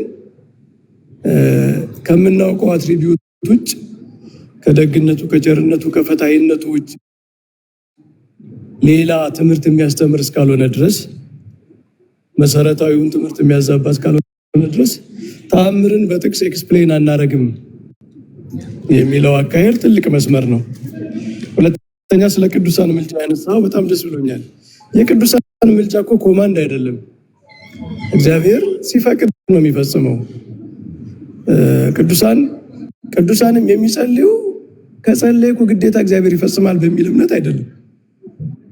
ፍቅራቸውን ነው የሚያሳዩት በልመናቸው እንጂ ሳንቶች ሶቨርኒቲ ኦፍ ጋድ ያምናሉ አይደለ? እንደውም አንዱ ትልቁ ዶክትሪናቸው እግዚአብሔር የፈቀደውን ሁሉ ማድረግ ይችላል፣ አይጠየቅም ነው። እማባ አልቦ የፈጠረውን ፍጥረት ወደ አለመኖር ማድረግ ይችላል። እንዳልከው ሚኒስትሪ ማስተምሮ ነፍስ ዘላለማዊ ነው። ግን እግዚአብሔር ማጥፋት አይችልም ማለት አይደለም። ደግሞ በደንብ ኤክስፕሌን አድርጋል እና እኔ ፓራዳይም የሆኑ መስመር የሆኑ ነገሮች ለወደፊትም እንደ ምሳሌ የሚሆኑ ነገሮች ናቸው። አስተምህሮን ከተአምር መለየት። ሁለተኛ የቅዱሳን ምልጃ ኮማንድ አይደለም። የቅዱሳን ምልጃ በእግዚአብሔር ፈቃድ ላይ የሚፈጸም ነው። ምክንያቱም የቅዱሳን ምልጃ ኮማንድ ካረግ ነው እግዚአብሔርን በእነሱ በታች ነው የምናደርገው። ስለዚህ እግዚአብሔር ሁልጊዜ ከላይ ሆኖ ነው የሚሰማው። ቅዱሳንንም ቢሆን ጸሎታቸውን ይሰማል፣ ግን ደግሞ እሱ በፈለገው መንገድ ነው የሚመልሰው የሚለው በጣም ጥሩ መስመር ነውና ወደፊትም ገድላትን ተአምራትን ስናይ ልንከተላቸው የሚገባው ጥሩ መስመሮች ነው ያገኘሁት። በእነሱ በኩል ያው አይተሃል፣ ከአንዱ ጥያቄ ወደ አንዱ ጥያቄ ነው የሚዘሉት። አንዱ ጉዳይ ላይ እንኳ ትክክል አይደለም የሚለውን አፊርም ሳያረጉ ነው ሌላ ቦታ የሚሄዱትና ለማወቅም ያለመፈለግ ነው። እንደው ጉዳዩን ለመረዳት ያለመፈለግ ቅንነት የሌለው መንገድ ነው ሳየ ነበርና እንዳላረዝም አኬ ጥሩ ነው። እኔ በጣም ነው ደስ ያለኝ። ወደፊትም በዚህ መንገድ ነው ማየት ያለብን። ነገራችን ላይ የተወሰኑ ሳምፕል የሆኑ እንዲህ አይነት ነገሮችን ካሳየን ሁሉን ነገር ኤክስፕሌን የማድረግ ግዴታም የለብን። ሳምፕል ነው ማሳየት የሚያስፈልገውና የዛሬው ውይይት ጥሩ ሳምፕል ነው ለማለት ነው። እግዚአብሔር ያክብርልኝ። እግዚአብሔር ያክብርልን፣ ቃሎት ያሰማልን። መምሪ ትክክል። ያው እንግዲህ ያው እንደው ሳምፕል ያሉት ነገር ጥሩ ነው። አሁን አንዳንድ ሰዎች እንዲህ እንደው ገድላት መከራከሪያ የሚሆኑት ኤርሚያስ ስም ሲሳሳት ነው እንዴ የሚል አይነት ጽሁፍ አይቻለሁ ኮመንት ላይ እና ይህን ከመመለሴ በፊት ቆይ አንዴ ቀለሜ ገድልን ያነባል አኬ ወንጌልን ይሰብካል የሚለው እሱ ጥሩ አይደለም። ሲጀመር ገድልም አያነብም። እውነቱን ለመናገር ገድልን ያጣምማል። ምክንያቱም አጣሙ ነው ያገኘ ነው፣ ዋሽቶ ነው ያገኘ ነው። ኦኬ ገድልን ይዞ ያጣምማሉ ቢባል ነው የሚሻለው እና ገድልን አያነብም ፕሊዝ። እንደውም እሱ ጥሩ ኮመንት አይመስለኝም። እና መለስ ስልበልና ግን አዎ መከራከሪያ አሁንም ቢሆን የሃይማኖት መከራከሪያ አይደሉም እኮ አሁንም ቢሆን የሃይማኖት መከራከሪያ ነው ብለን አልቀረንም። ግን የምታነሱበት መንገድ ራሱ ጤናማ አይደለም። በምን መልኩ እንደምናያቸውም ደግሞ እግረ መንገዳችንን እናሳይ በሚለው የገባ ነው እና ስም አይደለም ደግሞ የተሳሳተው። በነገራችን ሙሉ በሙሉ ታሪኩን ነው የሳተው። ሙሉ በሙሉ ታሪኩን ኦኬ የሆነ ኤሊሳ ለማለት ኤልያስ እንዳለ ወይም ኤልያስ ለማለት ኤሊሳ እንደሚባለው ምናምን እንደዛ አይደለም። አባትህ እንደዚህ አድርጓል እያለ ነው ሲከስ የነበረው እና ይሄ ሙሉ በሙሉ ግን አይ እንደዛ አላደረገም ተብሎ የተቋጨውና የስም ስህተትም አይደለም፣ ትልቅ ስህተት ነው። ሙሉ ታሪኩን የናደው ፕላስ ደግሞ የሃይማኖት መከራከሪያ ናቸውም አላልንም አሁንም ጭምር ማለት ነው። ግን በምን መልኩ እያጭበረበራችሁ እንደሆነ ግን ማሳየት አለብን። ፕሮቴስታንት ወንድሞቻችን እንዴት እንደምታዘናጉ እኛ በነገራችን ላይ ፕሮቴስታንቶች ሁሉ ገና ክርስቶስን ጭራሹን አያውቁትም አንልም። እንደዛ አይደለም እኮ እያልን ያለነው። ግን በደንብ በምልአት ግን ገና አላወቁትም፣ አላገኙትም። በደንብ ይወዱታል ክርስቶስን ምናምን የእግዚአብሔርን ቃል ይወዱ ይችላሉ። በተለይ አንዳንዶቹ ፕሮቴስታንቶች ማለት ነው የእግዚአብሔርን ቃል ይወዳሉ ምናምን ክርስቶስን ይወዱታል ምናምን እና እንደዚህ የሚሆኑትን ሰዎች የምርም ከልባቸው እንደዚህ የሆኑትን እግዚአብሔር ደግሞ ያገኛቸዋል። ስለዚህ የሚያገኛቸው እንደዚህ መሰናክል የሆኑ ሰዎችን በአደባባይ እንደዚህ ስህተታቸውን እያሳየ እየገለጠ እንዲህ ናቸው እያለ ነው። ከዚህ ቀደም ታስታውሳላችሁ ዳኒ የሚባል አንድ ፕሮቴስታንት ወደ ክርስትና ሲመጣ እንዴት ነበር የመጣው? አስቀድሞ ሁሌ ኤርሚያስ ጋር ነበር የሚሆነው። ሁሌ ኤርሚያስ ጋር ነበር ሲሰማ የኖረው። ከዛ በኋላ ቅድስት አርሴማ እዚሁ ማህበረ ቅዱሳኖች የፈጠሯት ናት እንጂ የለም እንደዚህ የምትባል አትታወቅም ማለት ኤርሚያስ የሚባለው ወንድም ማለት ነው። ከዛ አንድ ክርስቲያን ሌላ ወንድማችን ነገሩ ለዚህ ለዳኒ ለሚባለው ማለት ነው ከሱ ጋር አብሮ ሌላ ልጅ አለ ከነሱ የሚሰማ የነበረ ልጅ ነው የሚከራከር አይነት ሳይሆን ሲሰማ የነበረ ልጅ። ከዛ በኋላ በውጭ ያላትን ነገር አየ። ቅድስት አርሴማ ሲጀመር ኢትዮጵያዊትም አይደለችም፣ አርመናዊት ናት እና በውጭ ያለውን ምናምን ገዳማቷን ምናምን በስሙ ያለውን ውጭ ላይ በጣም ጥንታዊ የሆኑ አሉ ባይዚ በጣም ጥንታዊ የሆኑ ገዳማት በእሷ ስም ማለት ነው በኤርሲያኖች አሉ። እና እሱን ሲያይ ኦኬ እንደዚህ ነው። ስለዛ እሱ የሚነገረኝ ሁሉ ዝም ብዬ መስማት የለብኝም፣ ስለ ቤተክርስቲያን ድጋሚ ማወቅ አለብኝ አለ። የኛም ቤተክርስቲያን ነገር አየ፣ አወቀ፣ ተማረ። ታውቁታላችሁ እኛው ጋር መጥቶ ሲመሰክር ምናምን እና የፓስተር ልጅ ነው። እሱ በጣም የሚያስገርመው የፓስተር ልጅ ነው። ወደ ክርስትና መጥቶ ወደ ቤተክርስቲያን ተጨመረ። ልክ እንደዚህ ሁሉ አሁንም በጣም በርካታ ፕሮቴስታንት ወንድሞቻችን ልብ ላይ እግዚአብሔር እንዲህ ያለ ስራ ሊሰራ ይችላል። እንደነዚህ አይነት ሰዎች እንደዚህ አይነት የማጨረበር ነገርን በሰሩ ቁጥር እግዚአብሔር እሱን ደግሞ ለጥቅም ያውላል፣ ይጠቀምበታል። ለምን የሚጠቀምበት የሚወዱትን እነዛን በፕሮቴስታንት ውስጥ ያሉት ከዚህ በረት ያልሆኑ ሌሎች ልጆችም ስላሉት እነሱን ለመሳም ማለት ነው። ኦኬ ሊጠቀምበት ይችላል። እና ከዛ አንጻር ነው ይሄንን ያደረግነው እንጂ አሁንም ቢሆን መከራከሪያ ናቸው ብለን አይደለም፣ የሃይማኖት መግለጫም አይደለም።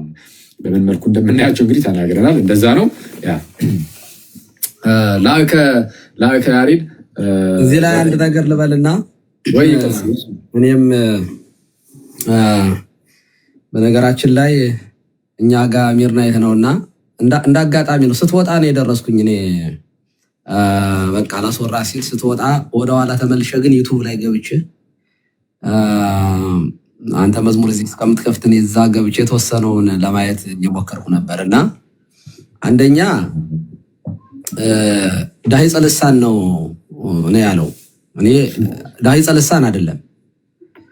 ዳሂፀ ልሳን የሚባለው የሆነ ጥቅስ መጥቀስ ወይንም ደግሞ የሆነ ስም መጥራት የሆነ ነገር የሆነ ምዕራፍ ቁጥር የሆነ ነገር ሲሆን ነው ዳሂፀ ልሳን የሚባለው። እንደዚህ የአንደበት ማዳጥ ማለት ነው። ኦኬ አክሊሉ እላለው ብዬ ኢዮብ ብዬ ብል ዳሂፀ ልሳን ሊባል የሚችለው እንደዚህ ያለ ነገር ላይ ነው። እንደዚህ ያለ ነገር ነው። ዳሂፀ ልሳን ይሄ ዳሂፀ ህሊና ነው። ይሄ ማለት ከጥላቻ የሚመነጭ ያው ኦን ታርጌት በነገራችን ላይ የሚያነበውም እየፈለገ እንደሚያወጥ እንደምንድነው እዚህ እንደሚያገሳ ነሳ የሚወጣውን ልታች ብሎ የትም ቀን የሚደክም ሰው አስባችሁታል? አንድ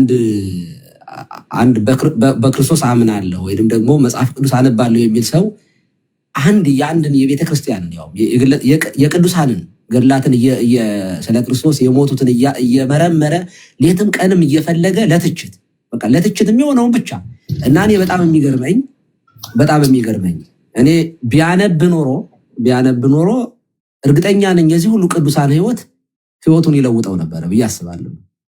እና ከዚህ የምንማረው በዚህ አጋጣሚ ኦርቶዶክሳውያን ራሳችን ገድላትን የምናነበው የአንድን ቅዱስ ወይንም የአንድን አባት ህይወቱን አይተን እንድንጠነክርበት ካልሆነ የፈለገው የገድል ልማት አግበስብሰን ብናነብ ህይወታችን ሊለወጥ እንደማይችል በዚህ አጋጣሚ ከቀለም መማር እንችላለን ማለት ነው። ብዙ ገድላትን ያገላብጣል። እኔ እሱ ጋር ያለው መጽሐፍ የለኝም።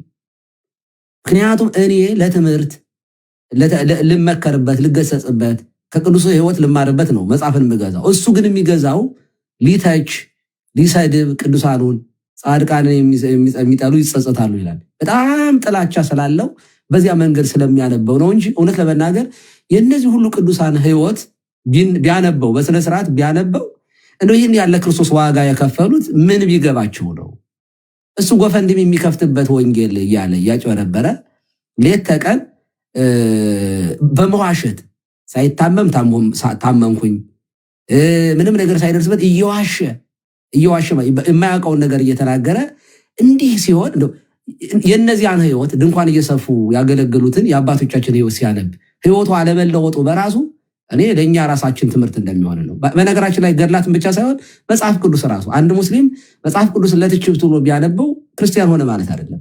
ወይም አንድ ኦርቶዶክሳዊ ቁርአን ቢያነብ ሙስሊም ሆነ ማለት አይደለም። ገድልን ሌት ተቀን ከሐሳቡ ማለት ገድላት ሊሰጡን ከሚችሉት ጥቅም ውጭ ሆነን ብንመረምር ልክ ጥላቻ እያደረብን ሊሄድና ጭራሽ ታሪኩን ሁሉ እያዛባ ወደ መናገር ሊወስደን እንደሚችል እኛ ራሳችን መማር መቻል እንዳለብን ይሰማኛል። ስለዚህ ዳይጸ ልሳን አይደለም። ሁለተኛ ቅድም ክርክራቸው ላይ ነፍሱን አመድ ነው ምናምን ትሆናለች ወይ ነፍስ አመድ ትሆናለች ወይ የሚል ጥያቄ ሲያነሳ ነበር።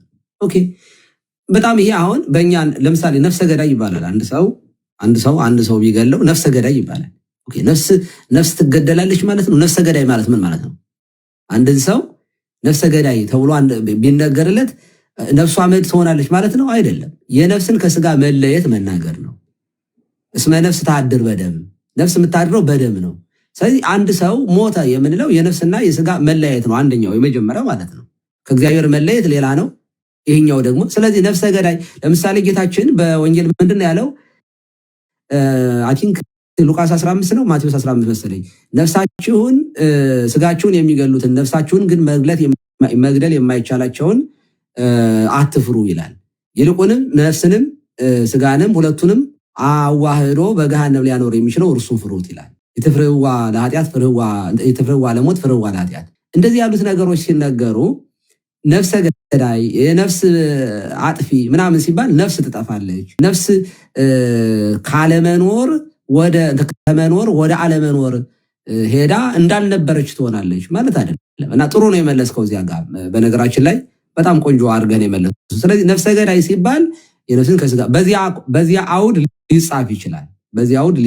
በዚያ መረዳት ተገቢ ነው ብዬ አምናለሁ። እኔ ግን የመጨረሻ ማለት የምፈልገው ገድላት ላይ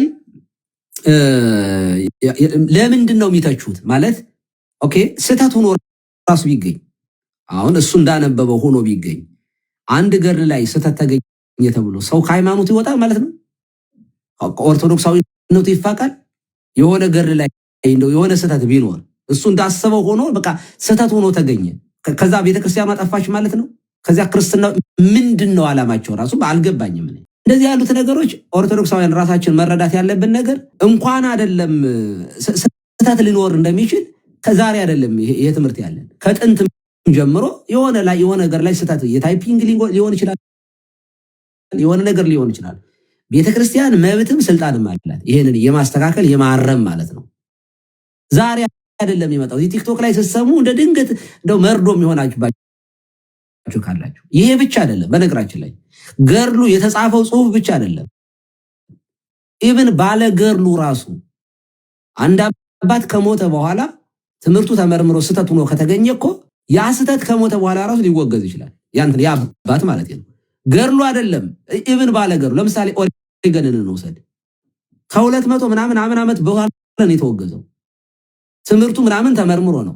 እንግዲህ ገርል ቢጻፍለት በዚህ በ200 ዓመት ውስጥ ምን ይሆናል ማለት እንኳን እንትን ሊባል ይችላል።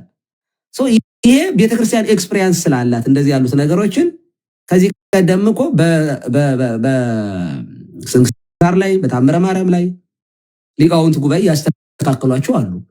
እኔ አንድ ገድል ላይ እንደው ጸሐፊው ቢሳሳት ወይም የሆነ ነገር ቢገኝ በዚያ ላይ ቤተክርስቲያን አልተመሰረተኝ ነገር የለም እስካሁን ድረስ። ከዛ ይሄ ከተረዳ አንድ ሰው ዋና ደህንነቱ የሚመሰረተው በዚህ ላይ ስለሆነ አምኖ ተጠምቆ ቅዱስ ቁርባን ይቀበላል። ከዚያ በኋላ የራሱን ክርስቶስን እየመሰለ መሄድ ይጀምራል፣ መምሰል ይጀምራል። እሱ ራሱ እዚያ ውስጥ ተጋዳይ ነው የሚሆነው። እሱ ራሱ ባለገድል ነው የሚሆነው። ምክንያቱም እስከ ሞት ድረስ ያልተከተለኝ ራዕየ ዮሐንስ ምዕራፍ 2 ቁጥር 10 ላይ ነው አይደለ? እስከ ሞት ድረስ የታመንክ ሁን የሕይወትን አክሊል እሰጥሃለሁ ነው የሚለው። ስለዚህ እስከ ሞት ድረስ አንድ ክርስቲያን እየታመነ ክርስቶስን እየመሰለ ይሄዳል፣ የሕይወትን አክሊልም ይቀበላል። ያ ሕይወቱ ነው ገድል የምንለው። ያ ቅዱስ ደግሞ በሕይወቱ የሚሰራው ታምራት ደግሞ ይኖራል። ይሄ ደግሞ ገድል የሐዋርያት ስራን መመልከት በቂ ነው።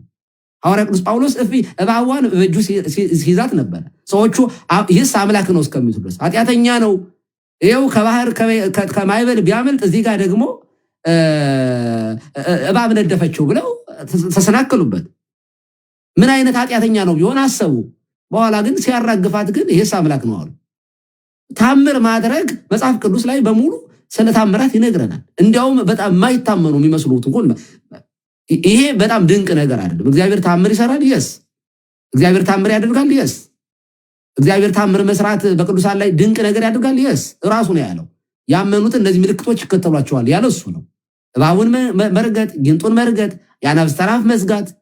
ቅዱስ ጳውሎስ እኮ ዕብራውያን ላይ ዘርዝሯቸዋል እኮ የአናብስትን አፍ የዘጉትን ከእሳት ያመለጡትን ታምራትን ያደረጉትን እኮ ዘርዝሯል። ስለዚህ እግዚአብሔር በቅዱሳኑ ላይ ታምር ይሰራል። ምክንያቱም አካሉ ናቸዋ። አካሉ እኮ ናቸው። ቤተክርስቲያን እኮ የክርስቶስ አካል እኮ ናት። የቅዱስ ጳውሎስ ልብስ ድውይ ይፈውሱ የለ?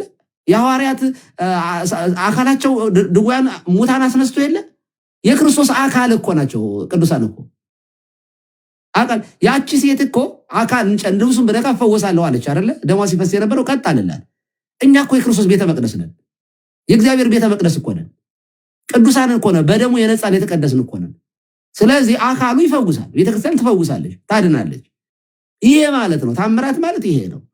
ነገር ግን በአንድ ቅዱስ ገድል ላይ በአንድ ቅዱስ ታሪክ ላይ ተመስርቶ ክርስትና የክርስትና መሰረት ሆኖ ዶክትሪን ሆኖ ስለማይሄድ ነው። ቅዱሳንን ማቃለል አይደለም፣ ገድላትን ማቃለል አይደለም። ይሄ ከፈለጋችሁ ማንበብ ትችላላችሁ፣ ትለወጡበታላችሁ። ካልሆነ ግን ማንበብ በራሱ ግን የእግዚአብሔር መንግስት እንድትሰሩ አያደርግም። ማስረጃ ቀለሜን መመልከት ነው። 12 ዓመት ምናምን አንብቧል፣ ግን ያው ነው። አንድ የሆነ ሰው እየነበረ ዋልድባ ገብቼ ሰልዬ 8 ዓመት ወጣሁ ያለ። ኦኬ 8 ዓመት ገብተህ ምን ላይ እያደረስክ ጸሎት እያደረግክ እንደዚያ ሁሉ ጸሎት ማለት እየወረደብህ ዋናው ኢንቴንሽናል የገባህበት ነገር ለመንፈሳዊ ነገር ካልሆነ የአበው በረከት ያድርብሃል ማለት አይደለም። 8 ዓመት ሙሉ ገዳም ገብተህ ምንም ነገር መንፈሳዊ ነገር ሳይነካ ልብህን ድንጋይ እንደሆነ ልትወጣ ትችላለህ። ስናነብ ጤናማ የሆነ ኦርቶዶክሳዊ ማይንድ ኖሮን መልካሙን ነገር እያየን ካነበብንባቸው እንለወጥባቸዋለን። ካልሆነ ግን እንኳን ገድላትን መጽሐፍ ቅዱስን ብታነብ ከኦሪት ዘፍጥረት እስከ ራዕየ ዮሐንስ ድረስ ማንበብ በራሱ ይለውጣል ማለት አይደለም። ይህን ነው ማለት የምፈልገው እና በድጋሚ ቃለ ሕይወት ያሰማልን። በርታ፣ ጠንክር። በጣም ጥሩ። እኔ በጣም የተመቸኝ ከምንም በላይ እውነቴን ነው። በጣም ያናድዳል ማለት ሁኔታው ፕሮቴስታንቶች ራሱ ምን ይሉ ይሆን? እዛ ገስ ላይ የነበሩ ወንድሞች እህቶቹ ምን ይሉ ይሆን? የእውነቴን ነው። አይምሮ ካላቸው ዋይነውት ለምን አያስጨርሰው? እውነት ካለው ለምን አያስጨርሰው? ለምን እንዲያወራ አይፈቅድለትም? እኔ በሆን ባይዘው ገባብህ ነበር። ለምን ያስጨርሰው ልልህ ሁሉ ይችል ነበር። እኔ ፕሮቴስታንት በሆን ነው ቀለሜን አስቆመው ነበር። አዳምጠው እና መልስለት እንዴ እንዲህ ሰው አፋፍ እያለ ያውም ተሳስቻለሁ ይቅርታ ሳይጠይቅ ማለት ነው። እና እሱ ቤት ገብቶ እንትን እሱን ማሳመን በጣም ከባድ ነገር ነው። ለምን አይምሮ ስቷል። ኦልሬዲ ጨለማ ውስጥ ነው ያለው። ኦልሬዲ አይምሮው እውነትን ለመቀበል ሬዲ አይደለም። ሰው እንደዚህ ያለውን በድንጋይ ላይ ውሃ ማፍሰስ ስለሆነ እግዚአብሔር ግን አንድ ቀን ልቡን ሰብሮ ሊመልሰው ይችላል። ከኛ የሚጠበቅብን ነገር ማድረግ ተገቢ ነው። ከምንም በላይ እኛ መማር ያለብን ብዬ የማስበው እንደው በቃ ሳይናደዱ ሳይበሳጩ ከእድል ከሰጠ መጨረስ፣ ካልሰጠ ግን እስኪ አውራ፣ በቃ ተንፍስ፣ ቀጥል። ጨርሳል እያልክ በየመሃሉ ያው ኳየር እያስገባ አስጨርሰዋል። እናመሰግናለን። ቃለ ሕይወት ያሰማልን። ዴኪው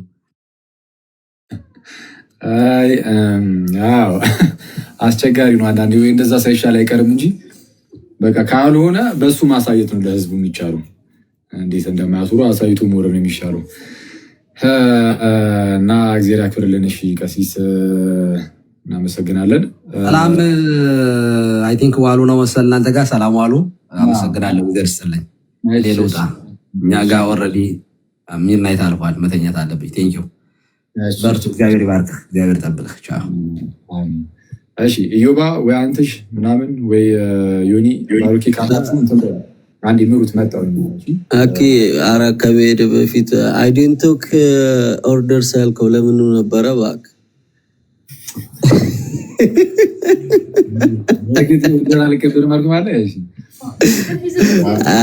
አራ አንተ ትለያለህ። በእናትህ አጣና አብረኛው ፍታሺ እንትን በቃ እንትን በሉ ላከ እና ተሙ ምናምን አስወሯቸው። አው መጣው አንድ ሺ ይቅርታ